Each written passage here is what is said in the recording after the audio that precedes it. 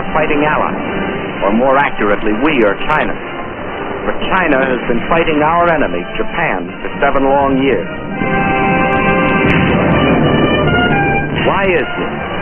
Why have the Chinese, who in all their 4,000 years of history have never waged an aggressive war, been forced to fight and die by the millions? Because China is land, 4 million square miles of it, and because China is people, 450 million of them, and because Japan had a plan to use them both. That plan was finally stated in the Tanaka Memorial, a blueprint for world conquest, formulated in 1927 by Baron Gishi Tanaka, the Japanese foreign minister. In order to conquer the world, we must first conquer China. Here was their mad dream. Phase 1, the conquest of Manchuria for raw materials. Phase 2, the absorption of China for manpower, piece by piece, so as not to arouse the rest of the world. Phase 3, a triumphant sweep to the south to seize the riches of the Indies. Phase 4, the eastward move to crush the United States. One fact was obvious. China was to be the giant back on which Japan would ride to world conquest, just as Russia was to be enslaved for German use. But how was it possible for Japan, only 1/20th the size of China, and with only 1/6 its population, to think of conquering China, much less the world? There were 2 main reasons for this. In the first place, modern China, in spite of its age-old history, was like the broken pieces of a jigsaw puzzle, each piece controlled by a different ruler, each with his own private army. In modern terms, China was a country, but not yet a nation, while Japan was a united, well-knit, highly regimented military dictatorship. Second reason lies in the uses each country made of our Western civilization. Let's see what China took. You will notice that this is a very old piece of film. Actually, it is more than 30 years old, and it shows a very great man by the name of Sun Yat-sen. In 1911, this man fathered a people's revolution, which brought to an end China's ancient imperial government and began its new era as a modern republic, winning for himself in Chinese history as secure a place as George Washington has in ours. And he and his followers chose for the cornerstone of their new republic Chinese words that echoed those of another believer in democracy. Government of the people, by the people, for the people. And to make these principles become reality, they built more schools and colleges. They established scholarships so that their young men and women could go forth to the universities of America and Europe and bring back to their own country other Western ideas. And this new generation returned to China with new techniques of industry, architecture, science, medicine. They built more hospitals to free their people from the blight of disease. They introduced compulsory education. They laid down as essential 2 of the 4 freedoms for which we fight today: freedom of expression and freedom of religion. In 1925, Sun Yat-sen died, but his disciples, led by Chiang Kai-shek, carried on his monumental work. Their aim, the unification and modernization of China. Chinese industry was old-fashioned and inefficient.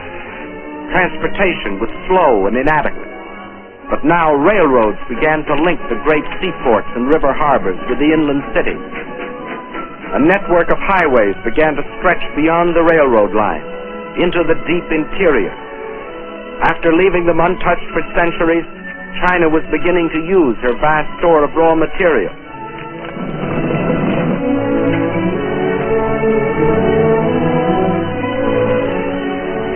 And soon the tools and machines of the new factories were delivering the goods and products for China's new economy. For the Chinese believed in using the best of Western civilization for the progress of their country.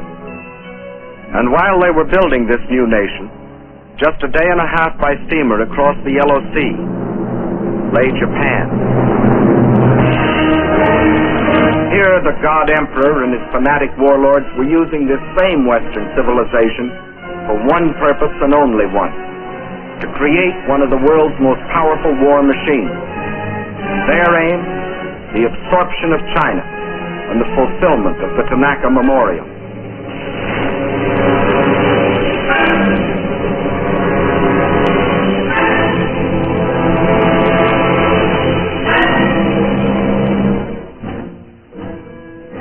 For years, Japan had deliberately copied military weapons and industrial techniques discovered in other countries.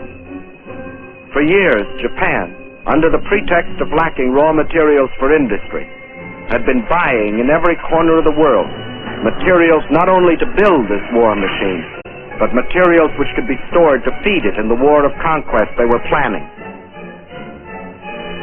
For years, while other nations were trying to outlaw war by reducing armament, Japan was feverishly and secretly building a modern army, a modern navy, a modern air force to strike its infamous blow at the civilized world. And we all now know about the islands in the Pacific that Japan fortified in violation of all international treaties. These were the reasons why it was possible for Japan, only 1/20th the size of China, and only 1/6 the population of China, to think of conquering China as the first step to world conquest. And as you have seen, in 1931 they embarked on Phase 1, the occupation of Manchuria. The small bonfire that the Japanese lit in Manchuria was to grow and spread with uncontrollable fury until the entire world was aflame.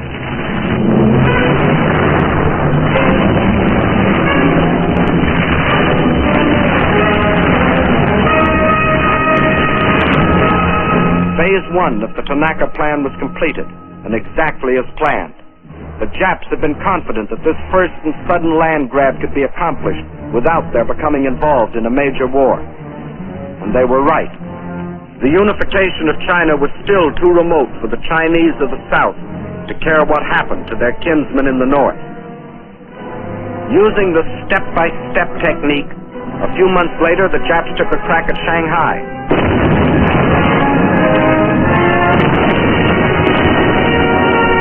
Chinese resistance was so great they hastily called that deal off, waited another year, and then struck in the north again, carving the province of Yehol out of China proper. This too they got away with. The world criticized, the Chinese protested, but still the Japs got what they wanted, another piece of China, and without a war on their hands. And to rule over Manchuria and Yehol, the Japs then set up a puppet government under their stooge, Henry Puyi, the Chinese quisling prince. But the leaders of New China remembered that in other centuries other barbarians had invaded their country. The evidence still stood in the Great Wall, built by their ancestors more than 2,000 years earlier, and stretching for 1,400 miles across mountain and desert to protect themselves from the barbarians of the north. Of the Great Wall, it has been said that it is the only work of man which would be visible from the moon. But the Chinese knew that modern barbarians can't be stopped by a wall, however strong or high. They can't even be stopped by people, unless the people are united. And by 1937, the unification of China was making such progress the Japs got worried. The one weapon they could not permit China was unity. They would strike again before China could become a nation. This time it'd be a big bite. 5 more northern provinces out of the heart of China. At the United States Embassy in China as military attaché for a number of years was Colonel William Mayer. Let him tell you what happened. The first thing the Japs did was to prepare their usual fake alibi. This time it wasn't a damaged railway track, as it had been in Manchuria in 1931. A Jap soldier had disappeared. Obviously he'd been kidnapped by the insolent Chinese. Once more, Japan's honor had been insulted. Once more, the insult must be avenged. So, On the night of July 7, 1937, at the Marco Polo Bridge near Peking, a Jap war machine struck.